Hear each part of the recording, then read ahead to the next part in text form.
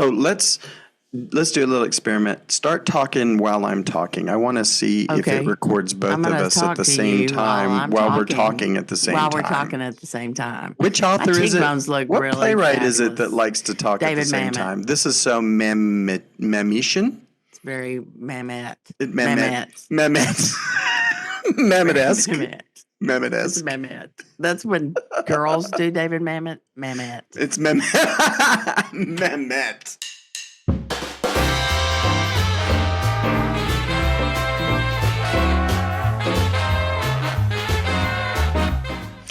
Hello, I'm Adam. Hello, I'm Tina.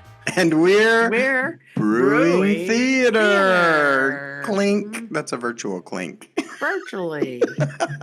For those of you who have been listening to us since we started in the fall, hopefully we sound just a little bit better today.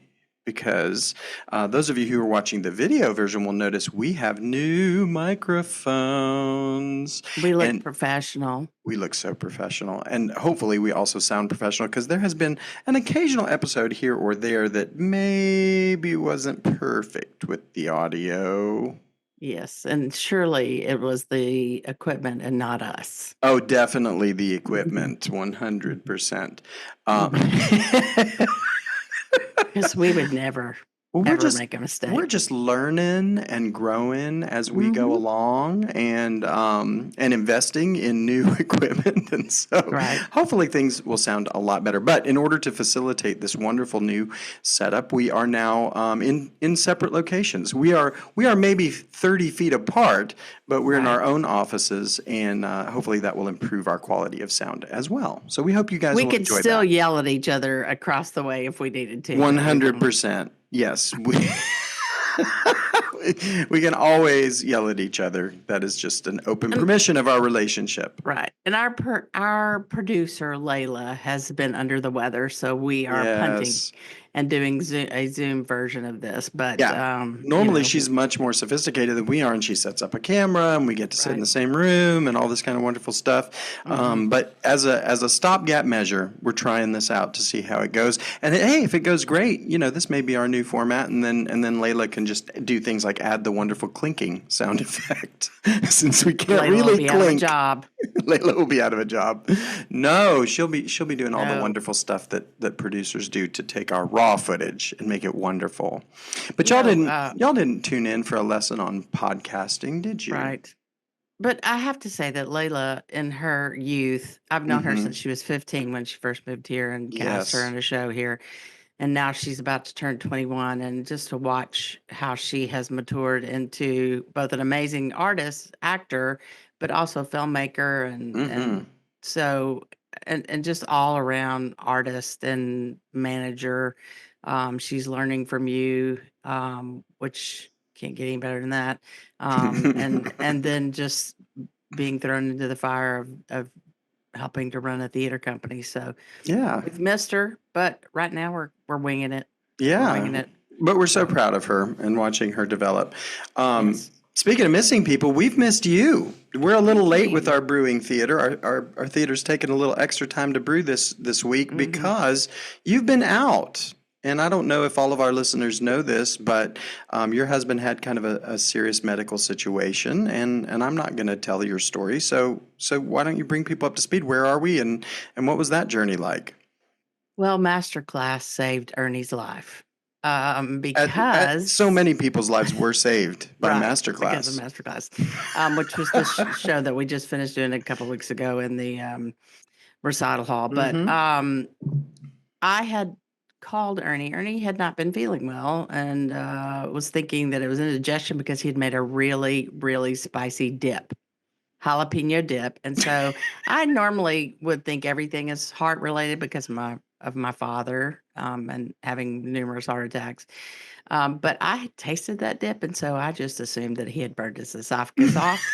And so I didn't worry too much about it. And so he started not feeling well on Saturday and didn't feel well on Sunday, enough that we didn't go to where we normally worship. And So I knew But something there's was also a up. lot going around. You know, Right, flu's going around, COVID's going around. Who knows what right, other kind of crud is out there? So you probably also weren't thinking too much right. about it.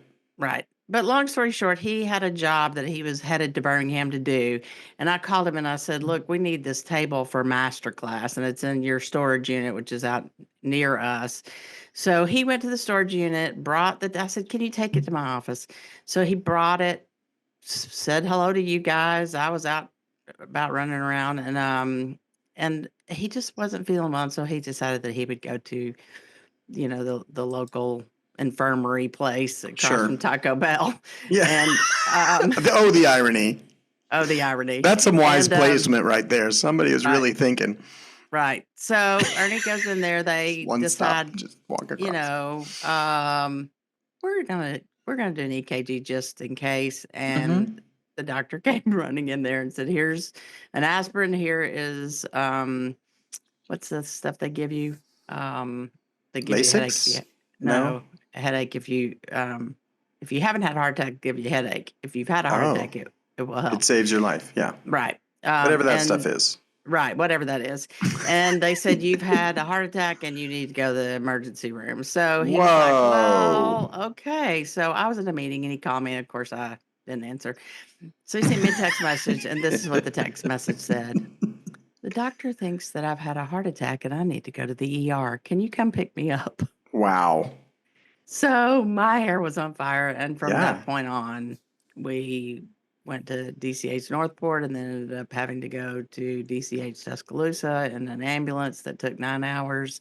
Oh, And we my were in goodness. DCH for several days in ICU, and eventually went to UAB, and Ernie had open heart surgery and a valve replaced while they were in there doing his, trying to get his valves open. I mean, his arteries open. They found a Mm-hmm. faulty mitral valve. So um, Wow. it was a ride and a Now, half. And now do tell so, us about this valve, because this is my favorite part of the story. right. Well, we really fell in love with Dr. Still, who was our cardiac surgeon. And in the middle of, once they were in there and decided they needed to replace the valve, um, they have to get permission. And Mm-hmm. you pick between a porcelain, bovine, or mechanic valve, and depending on a lot of things. Sure. But Dr. Still said that Ernie is a beefy guy, so we're going to put a bovine valve in if that's okay. Now, he was passed out, but he still appreciated that joke, Yes, he did. because I know I would Later, have. much And, later. and he and I have But the same sense of humor when it comes to bad jokes. yes, and so now he says, I don't know if I'm supposed to eat grass. Is that part of my cardiac diet, heart healthy Yeah. diet? Is And grass? something's going on with his accent, because he said something about, that you guys may be going to a new house, that you were going to be moving soon. Right. He's already done that. Yeah, we're not moving, but he did work that in, so he's feeling better. So He suggested we had going on vacation to a local pasture. Mm-mm. Yeah. Mm-hmm. Anyway, I'm gonna put you out to pasture. He's Ever really doing milking that, this. please. He really is. He's milking this. This is it. This is the last one of these I'm doing. So we got home and everything went great, and we had this rock star as a surgeon, and it snowed while we were over there, and it was crazy. A all hot kinds of crazy. surgeon. Hot. She is. She was I'm hot. gonna say it. She's beautiful. Mm-hmm. We might Anyway, get producer Layla to put up a picture so y'all can just appreciate her hotness. she's so pretty. Anyway, we called her How'd you Dr. get a Rockstar. doctor off Grey's Anatomy anyway? That's what she looks like. She looks like amazing. she's from a TV show. But It's anyway, amazing. she did a great job. She was amazing. The communication there was amazing. The whole thing was just, it went well, and he was recovering nicely. So we got home. They put him on blood thinners, and we didn't know, but he had nosebleeds as a kid. And guess what? When you're on blood thinners and you might have, a problem like that, it's going to happen. So Yep. we spent another 8 days in DCH Tuscaloosa trying to stop a nosebleed. So needless Goodness. to say, we're not on blood thinners anymore, which is okay. So that was another Takes week in the another hospital. week. So we were in the hospital essentially over 20 days. Goodness. So that's where I've been. And he is now, um, I'm now back at work, and we've had Yes. some Ernie sitters, but now today is his first day. He's spending some time alone today. Of course, he's got Okay. like nurses and rehab coming in too. But Sure. um, But the bulk of the day, he'll be on his own. yeah, yeah. Okay. So we're transitioning into now. Ernie's in full-fledged getting well mode. Right.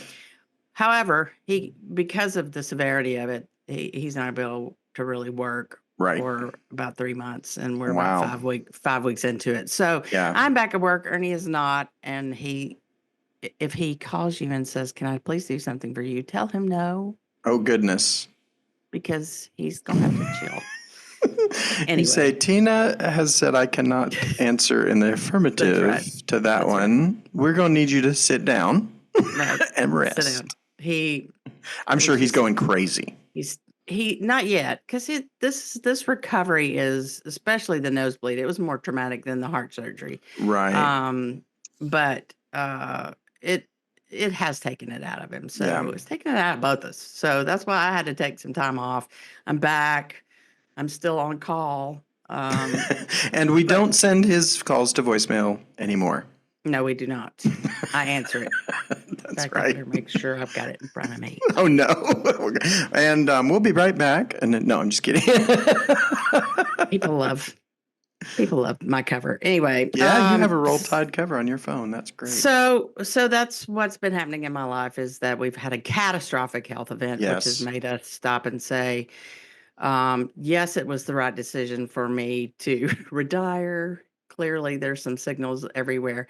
I don't feel old enough to retire. Does that make sense? Yes. But in theater years, I am in my probably 90s. In so actress years. Yeah. In director years, I'm 100,000 Right. years old. Oh, my goodness. But anyway. It does age you faster.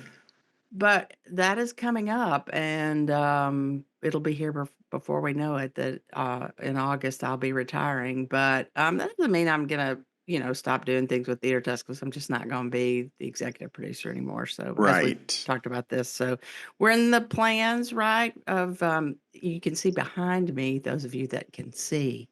I know some of you are listening. If you're watching our video version. The Bean Brown just over Theater, her shoulder in the background. Right. The Bean Brown Theater is very Dora really, the Explorer. She'd always be looking for something, and she'd be like, "Does anybody see it?" It'd be like, "Yes, Dora, for the 1000th time, it's over your left shoulder." It's over your shoulder. Essentially, our theater is done, except for a few little checklist things. So yeah, cosmetic stuff. Yeah, we're beginning to think about making the move in there. So I think I can't imagine that we're not going to be in there for Anastasia. That's the plan.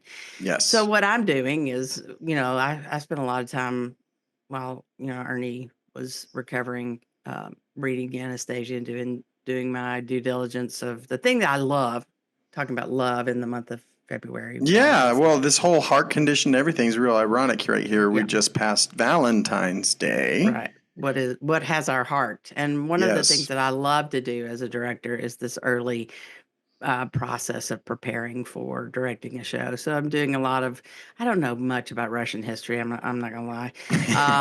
And I don't know much about the Romanovs, but I'm learning a lot. And so that's one of the things I did while we were sitting around. So I love that part of the process of talking with, I had a Zoom meeting with our designer, Jameson Sanford, about the set design. And there's the set for this show for Anastasia was sort of established for the newly innovation in the theater of doing projections and doing moving video and that sort of thing. And so, because it just came out in 2016, I'm thinking the stage version. Yeah, so it's a real recent script. Right. And so we're trying to decide: do we stick with that, which has sort of been the standard that most people do it, even though it's just now being done out in the real world, right? Or are we going to deviate from it? And I think we're going to deviate. Well, that's the really cool thing about theater is, you get the rights to the script and the music, and so we have to say the words and we have to sing the songs the way that's written. But the way we envision how the rest of that story is told visually is that's up to you as the director and as the producer. If you're not directing, you have a say in it as well. But yeah, so even if you have seen it online, and there are full versions of it online in case anybody wants to go out there and check it out, or have seen it in person on Broadway or on tour, our version will be unique. And so this will be an exciting thing. We're going to take advantage of being back in our home theater and do something that will just be stunning for folks. And that may or may not involve projections.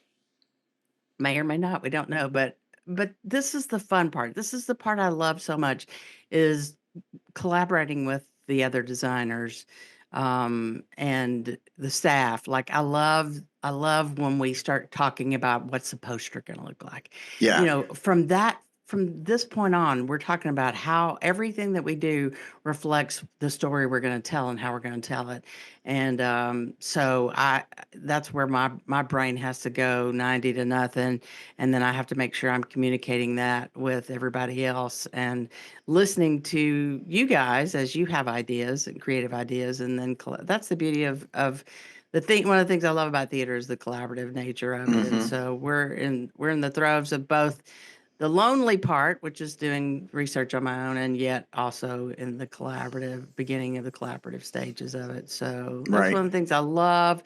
I love this part of it. And then I always love the beginnings of rehearsals, and then I love opening night.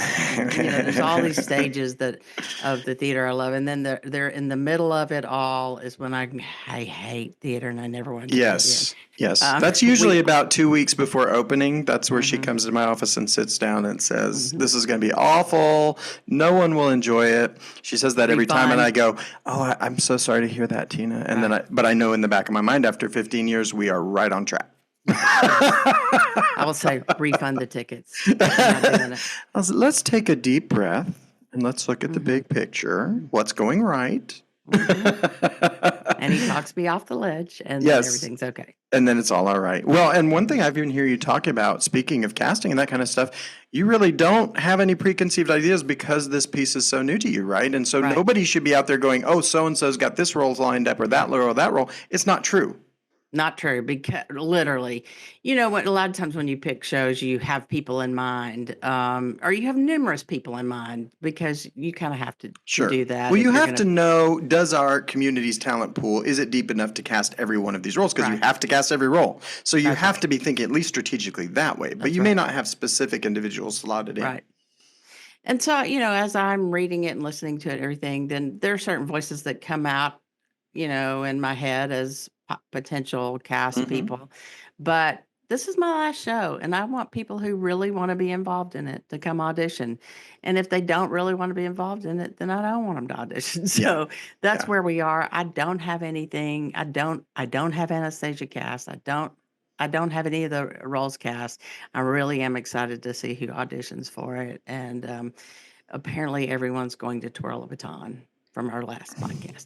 But anyway, so I'm excited about that. There's so many things I love still after all these years about doing theater.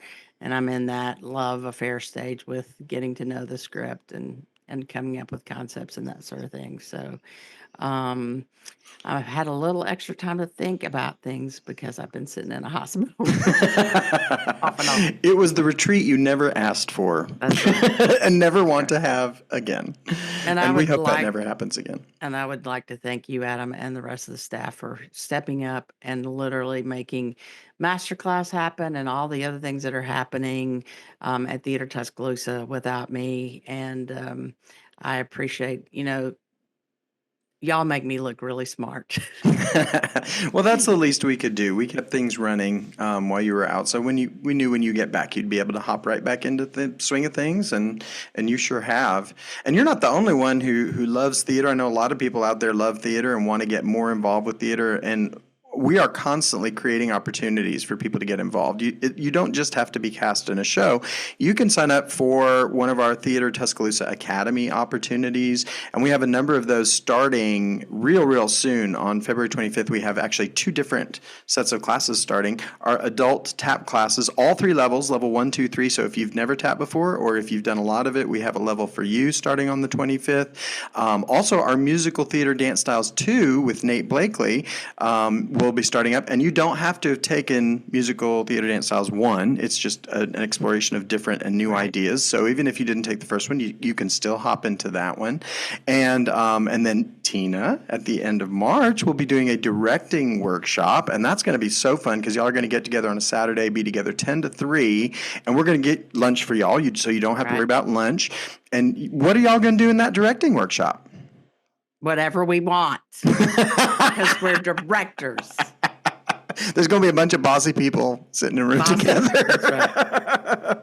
It's But fun. I'm sure y'all talk about blocking, research, all that fun stuff. We talk about really the process of directing from the beginning of when the script is chosen to opening night, and what goes into all that. And so it's fun. We get people up on their feet actually and do some blocking and that sort of thing. So it just kind of depends on who's in the class. Yeah. And it's very much a forum situation. It's not just me talking. Yeah. So. Well, we did it last year and it was really popular. We had a lot of folks that had been dreaming of being a director get involved. And whether you intend to direct later down the road, you might just find it interesting to get this glimpse from a very experienced director on what directing is like. And speaking of daring to dream of things, we are doing Project Broadway, which has become sort of our name for our annual Teen Summer Intensive. We don't say the word camp because that's for little kids. We say Teen Summer Intensive. And so Project Broadway, the last couple of years, has made up its own musical. But this year we're changing gears a little bit. We're turning over the reins. Stephen Tyler Davis is real busy up in Huntsville, so we're turning the reins over to our local theater program coordinator, Molly Page. And we have chosen that we are going to produce a show in the course of a week. And so but we've picked one that is brand new, hot off the presses. Disney has put together a musical review that has all kinds of songs from the latest shows, like Moana and Encanto and Frozen. It's all Disney's greatest hits.